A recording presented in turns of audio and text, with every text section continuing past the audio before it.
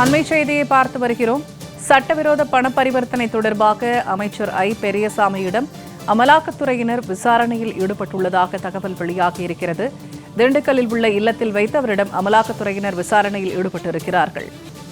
அமைச்சர் ஐ பெரியசாமியிடம் அமலாக்கத்துறை விசாரணையில் ஈடுபட்டிருக்கிறார்கள். சென்னை, திண்டுக்கல்லில் உள்ள ஐ பெரியசாமிக்கு சொந்தமான பல்வேறு இடங்களில் சோதனை நடத்தப்பட்டு வரும் நிலையில் அவரிடம் விசாரணை நடைபெற்று வருகிறது. சென்னை மற்றும் திண்டுக்கல்லில் உள்ள ஐ பெரியசாமிக்கு சொந்தமான பல்வேறு இடங்களில் அமலாக்கத்துறையினர் சோதனையில் ஈடுபட்டிருக்கிறார்கள். திண்டுக்கல்லில் உள்ள அவரது வீட்டில் அவரிடம் விசாரணையும் நடத்தப்பட்டு வருகிறது.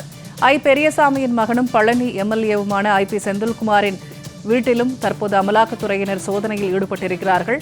ஐ பெரியசாமியின் மகள் இந்திராணி வீட்டிலும் அமலாக்கத்துறையினர் சோதனையில் ஈடுபட்டிருப்பதாக தகவல் வெளியாகியிருக்கிறது. அண்மை செய்தியாக இது குறித்து நாம் பார்த்து வருகிறோம்.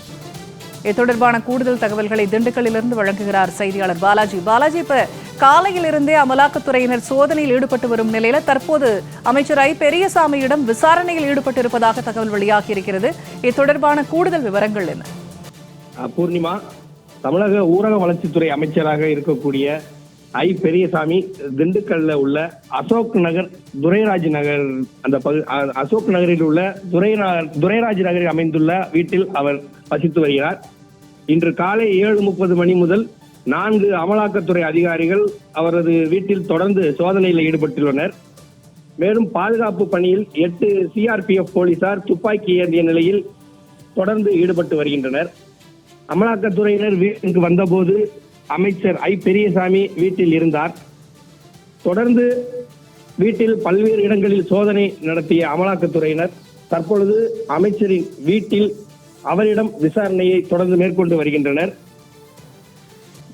தொடர்ந்து அவருக்கு தேவையான மருந்து மாத்திரைகளை அவரது வீட்டிலேயே வளர்ந்து அங்கு கவுன்சிலராக இருக்கக்கூடிய சுபாஷ் என்பவரிடம் மட்டுமே எடுத்துக் கொடுக்க முடியும் என்று வேண்டுகோள் விடுத்ததால் சுபாஷை மட்டுமே உள்ளே சென்று மருந்து மாத்திரைகளை கொடுக்க அனுமதித்த அமலாக்கத்துறையினர் வேறு யாரையும் உள்ளே அனுமதிக்கவில்லை. தொடர்ந்து வீட்டில் உள்ள அமைச்சர் ஐ பெரியசாமியிடம் அவர்கள் விசாரணை நடத்தி வருகின்றனர். இந்த அமலாக்கத்துறையினுடைய இந்த சோதனைக்கு எதிர்ப்பு தெரிவிக்கும் வகையில் அவரது வீட்டிற்கு வெளியே திமுகவினர் தரையில் அமர்ந்துள்ளனர். இதனால் அங்கு சிறிது பதற்றம் ஏற்பட்டுள்ளது. இதே போல இவருடைய மகன் ஐ.பி. செந்தில்குமார் பழனி சட்டமன்ற தொகுதி எம்எல்ஏவாகவும் திண்டுக்கல் கிழக்கு மாவட்ட திமுக செயலாளராகவும் உள்ள இவர் திண்டுக்கல் அருகே உள்ள சீலப்பாடியில் வசித்து வருகிறார். இவரது வீட்டிலும் 10 சிஆர்பிஎஃப் போலீசார் உள்ளிட்டோர் 7 அமலாக்கத்துறையினர் தொடர்ந்து சோதனையில் ஈடுபட்டு வருகின்றனர். இவரும் வீட்டிலேயே இருப்பதால் தற்பொழுது ஐ.பி. செந்தில்குமாரிடமும் விசாரணை நடைபெற்று வருகிறது. அதேபோல் அவரது மகள், அமைச்சருடைய மகள் இந்திராணியுடைய வீடு வள்ளலார் நகரில் உள்ளது.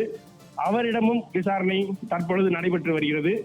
இந்த 3 பேருடைய வீடுகளில் மட்டும் இல்லாமல் வத்தலக்குண்டில் உள்ள அமைச்சருடைய பண்ணை வீடு, அதேபோல் திண்டுக்கல்லில் இருந்து வத்தலக்குண்டு செல்லும் சாலையில் உள்ள சாலையூரில் அமைந்துள்ள இருளப்பன் கெய்னி என்று சொல்லக்கூடிய பெயரில் செயல்பட்டு வரும் மில் என இந்த 5 இடங்களிலும் தற்பொழுது தொடர்ந்து அமலாக்கத்துறையினர் சோதனை மேற்கொண்டு வருவதுடன் வீடுகளில் உள்ள அமைச்சர் மற்றும் அவரது மகன், மகள் மூவரிடமும் தற்பொழுது விசாரணையை மேற்கொண்டு வருகின்றனர். பூர்ணிமா, தகவல்களை வழங்கியமைக்கு நன்றி பாலாஜி.